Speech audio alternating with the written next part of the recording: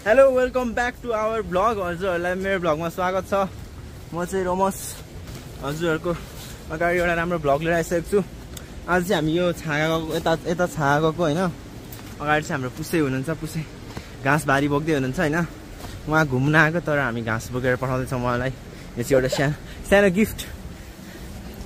उहाँ चाहिँ हाम्रो पछाडि हुनुहुन्छ। माछा मार्ने मान्छे तर एउटै माछा मार्नु भन। आज मैले मारेँ उहाँभन्दा धेर त, किनकि उहाँले एउटा मार्नु भन, मैले एउटा मारेँ माछा। अगाडि सिस्नु झाडी एकदम जङ्गल छ होइन हजुरहरू। हामी यहाँ माथि पुग्नु पर्ने छ। यहाँ देख्न सक्नुहुन्छ यस्तो राम्रो छ। यता दसैँ लागिसकेको छ यतातिर होइन।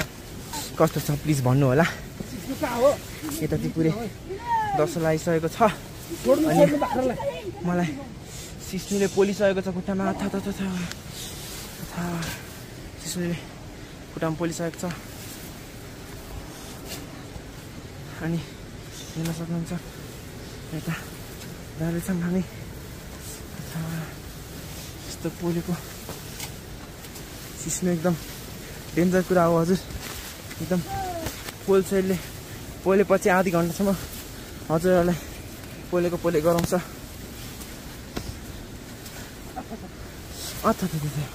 सिस्नुले पोलिसकेको छ हाम्रो पुसैलाई अगाडि घाँस बोक्ने बारी मान्छेलाई देख्न सक्नुहुन्छ। एकदम घाम छ यहाँ। यता घाम हेर्नुहोस्, घाम पनि टिलिली टल्केको छ। हामी अगाडि जाँदैछौँ। बाटो देख्न सक्नुहुन्छ हजुरहरू, एकदमै राम्रो बाटो छ। उहाँको खुट्टामा जुगाले खाइसकेको छ। दुईटा जुगाले उहाँको खुट्टामा दुईटा जुगा खाएर अगाएर झरेको छन्। यहाँ माकुरा देख्न सक्नुहुन्छ, यत्रो ठुलो माकुरा छ यहाँ। माकुरा म्यान देख्न सक्नुहुन्छ। यस्तो छ यताको हालत। हजुर आजको कस्तो लाग्यो, कस्तो भयो हजुरको एक्सपिरियन्स? राम्रो भयो? सिस्नुले पोल्यो। कति माछा मार्नुभयो त हजुरले? मारिएन छैन माछा। मैले देखेको थिएँ त। किन मार्नु भयो? धमिलो भएछ। के कारणले धमिलो भयो होला? पानी परेर। ओहो सक्नुहुन्छ। माछा मार्न गएको थियौँ तर पानी धमिलो हुनको कारणले माछा नपरेको अवस्था छ। उहाँ चाहिँ एकदम प्रोफेसनल माछा मार्ने मान्छे हो।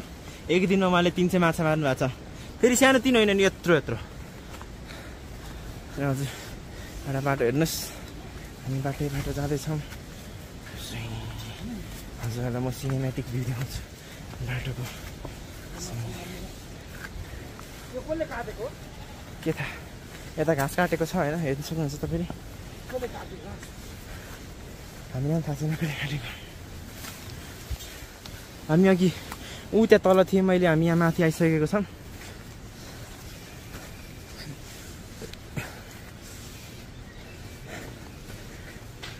प्रोफेसनल भ्लगर त होइन, त्यही पनि प्रयास गरिरहेको छु हजुरहरूको लागि एउटा राम्रो कन्टेन्ट बनाउन।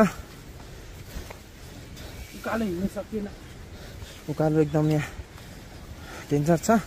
तपाईँले झरना हेर्नु जाँदा चाहिँ एकदम शीतलमा ओह्रालो झर्दै सुई जान सक्नुहुन्छ। तर झरना हेरेर फर्केपछि हजुरहरूको त्यो उकालो चढाइ जब सुरु हुन्छ नि, हजुरहरूको पसिना निस्किन्छ। यहाँ अगाडि खसीहरू देख्न सक्नुहुन्छ। खसीहरू पनि हामी सँगै गएको थियौँ झरना हेर्न। झरना हेरेर खसीहरू पनि झरना हेरेर फर्किसकेका छन्। आज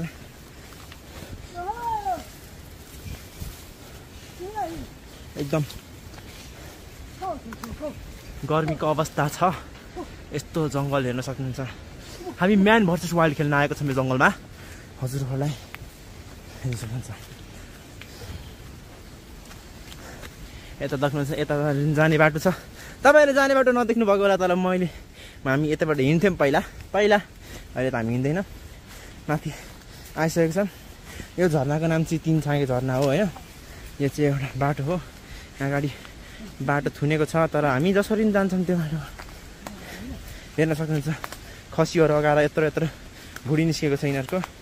पेट हेर्न सक्नुहुन्छ यिनीहरूको, मोटेहरू। अगाडि हेर्न सक्नुहुन्छ हजुरहरूले हाम्रो दिपिना सुनवार उहाँ चाहिँ एकदम बुढी मान्छे जसरी लौरो टेक्दै माथि चढ्दै हुनुहुन्छ।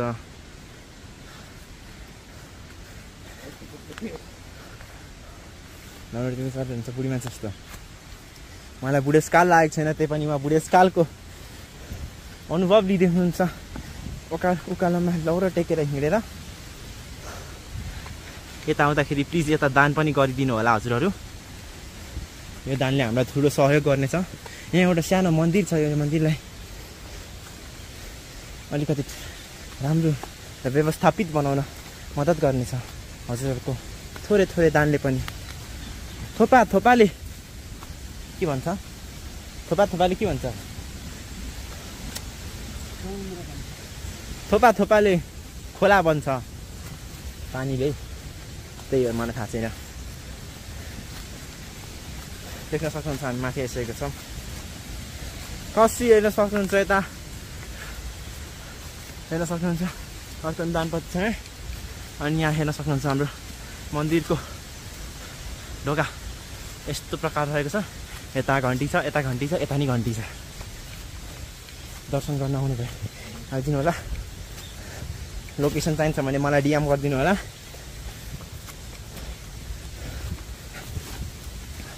म हजुरहरू मेरो आइडी डिस्क्रिप्सनमा लेखिदिनेछु।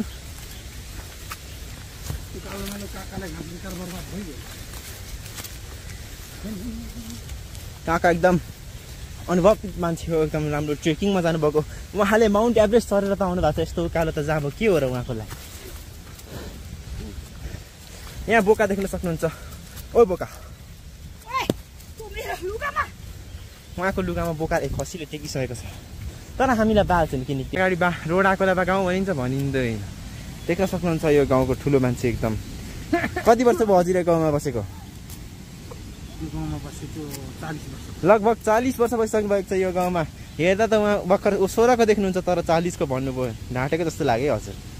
हजुरको बे भइसक्यो? 45 वर्ष भइसक्यो। उहाँ 45 वर्ष, यो चाहिँ अलिकति धेरै नै बिटी हान्नुभयो। हजुरको बे भइसक्यो? उहाँको बे भइसक्यो रे। हजुर कतिवटा छोराछोरी छन्?